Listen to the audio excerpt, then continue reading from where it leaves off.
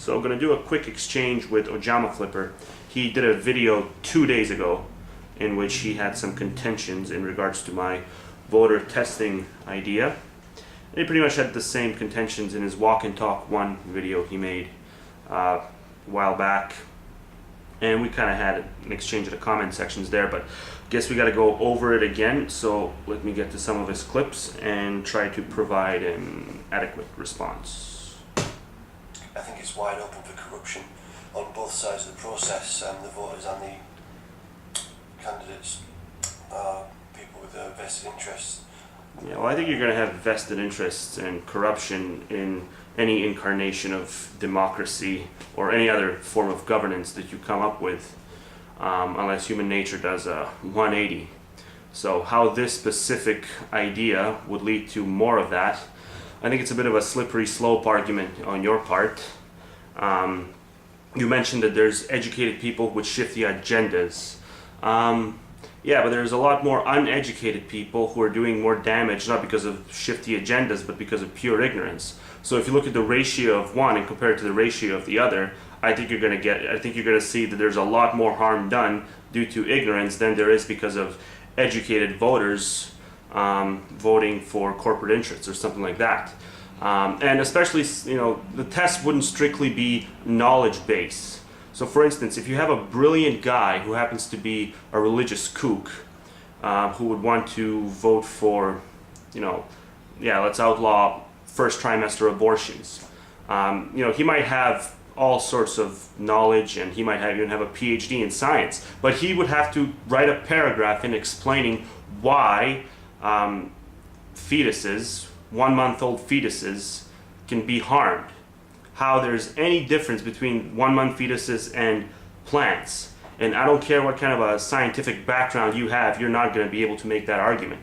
So yes, the test wouldn't strictly be knowledge-based, it would also be reason-based. There's certain things that are being voted on right now that have no business being voted on. And the fact that we give all the votes equal weight is just preposterous. There's scientific facts that point us to certain directions, and then there's opinions that point us to certain different directions as a whole. So I guess we figure that there needs to be a vote on the issue, and we treat the issue as if there's a middle ground when it's opinion versus scientific fact. A lot of issues, and I'm just saying those are the kinds of issues that people are going to actually have to put in paragraphs why they feel that they need to take away other people's civil rights. And if words like God and Scripture are invoked in that, my Bible tells me so, well then yeah, points off. On either side of the equation, I just think surely it's going to further decrease the turnout. The less people who vote, the more invalid the system is. Yeah, see, that's funny. People keep saying that.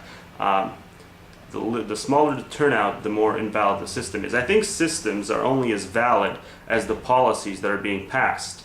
So yes, let's say next US election, voter turnout is only 10,000. Okay, so 4,000 vote for Obama, and miraculously 6,000 vote for Nader. And Nader gets in, and no doubt he would have a horrendous approval rating. But as demonstrated with the Bush administration, terrible approval ratings don't really do much in the way of preventing the president from doing a lot of the things that the people don't want to see done.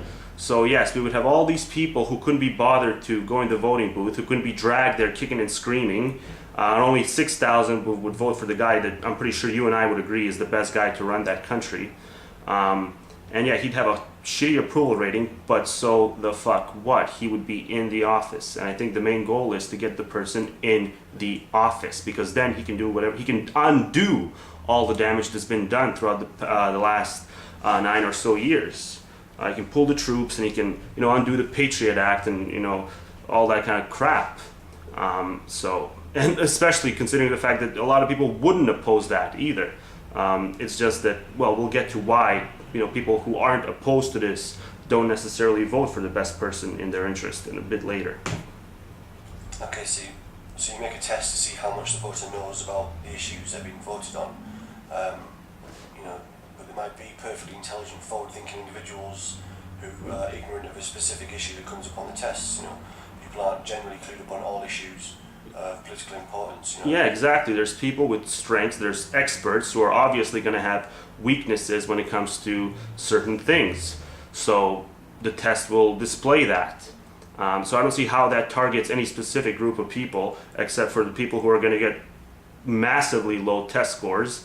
And if they want a do-over, whatever, give them one do-over. But if they do a couple of tests and they still get a massively low test score, I mean, there's only so many topics. And if you happen to be completely clueless in regards to all of them, well, I think that's a pretty good indication that your vote shouldn't be as meritorious as a vote of a doctor or such. A CND activist could tell you what the issues are surrounding Trident and nuclear weapons, but they might not know much about politics surrounding the schooling system. I know you said... Yeah, well, the test is going to cover a wide range of issues, a whole variety. So I don't see, I would certainly do poorly in certain areas, and you would do poorly in certain areas, but we would do well in a lot of other areas because we actually keep up with, with all kinds of things that are being, done. So. But never seen it. This is the final idea that can save the voting system. I know you said that you mean to provide a starting point for a discussion on voter reform. So my suggestion would be... I don't think there exists a final idea. I think you're going to have, corporate interests and all that kind of shit no matter what you do. I think the only solvable area of democracy is one that deals with the voter ignorance. So, as far as corruption goes, the only thing we can do there is try to, strap the people who are in power to a polygraph test once a month. But that would also, have huge costs, and there's a margin of error as well. So we can certainly do something about, the corruption as well. But I think, the thing we can target the most is voter ignorance and undo it to a degree. It's not the voters that you need to test, it's the candidates. If you modify... Yeah, exactly. I wouldn't test the candidates. I would have them undergo a polygraph examination. As frequently as financially allowable. Idea so that it was the parties that had to show a simple official statement pertaining to each major issue, so they had to answer a kind of a test on the issues at hand. Well, I think they make their stance known fairly well when they do that whole campaigning thing, but yeah, a lot of them don't follow through once they get into office. So again, polygraph examination, great if it's affordable. But that's the only way you're going to do it, and keeping everyone's vote equal, I don't see how that in any way correlates to candidates not being being held less accountable to what they've said 2 years ago, considering when they get into office, whether or not they follow through on it. I don't think there's any connection between the two issues. An easy little soundbite, a definite statement, their fucking stance on each issue. Put that in the booth when they go and vote, so you can see that. Yeah, I like that. Put a little, people have to justify what they're voting for. I would just have that included into the test. I don't think candidates need to spell out what they're all about in the voting booth. I think that's what you meant to imply. I think they make it fairly known in the events leading up to the voting day. So, I'm not sure if that's what you meant. Sorry if I misunderstood. You kind of shifted from one area into another. So I could have misinterpreted that. And maybe take the party that most closely matches your opinion on it. So I've kind of mentioned this before in a video as well, but you could quite conceivably have a lot of very technically intelligent people, very well-read people who know all about the issues, but those people could still have questionable agendas. So if you're going to ascribe more power to the vote for the people that have done well on the tests, you could have a lot of people doing well on the tests that are still assholes. Yeah, I think the ratio of that is very minimal compared to the ratio of assholes who are whose assholeness derives from their ignorance. I mean, the most damage that's done in elections nowadays is done because people yoke-ups. It's not done by people who are educated, people teachers, scientists, doctors. I think those kinds of people are voting progressively, and the overall impact of the voters is being held down by the traditionalists. And traditionalists don't tend to be the most educated people. So yes, there would certainly be a few shady characters, but again, like I said with my abortion example, I don't care how educated you are. If you have to write out a paragraph as to why you think abortion, first trimester abortion, for instance, should be illegal, you're not going to be able to use your education to back up your opinion on that. So the fact that you're educated on the issue becomes an irrelevancy.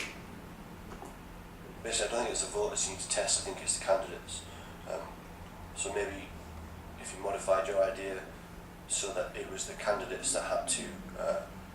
Yeah, I agree. I just don't see why we have to do away with the voter idea. We can have polygraph examinations for the candidates, and at the same time, we can make sure that uneducated voters aren't held to the same standard as educated voters, is at least when it comes to things like science.